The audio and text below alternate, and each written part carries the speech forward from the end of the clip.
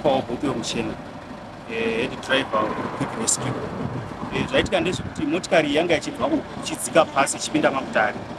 Saka sekuripotwa kwazvaita hanzi yaputika vhiri abva aluza control atokura kuzasi.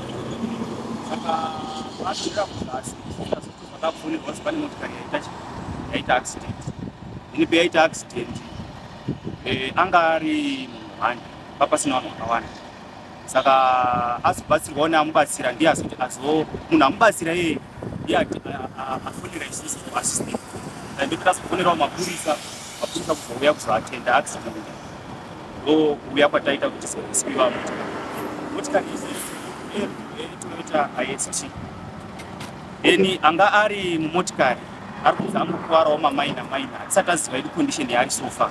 Saka arunzi akuwarawo haana kuwara steering because atobuda mukati imomo achitofamba kuchipatara General Hospital, Mutare General Hospital.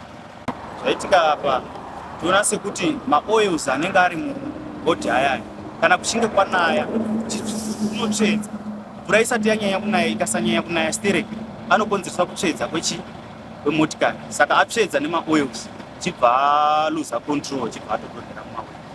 Ndozvaitika.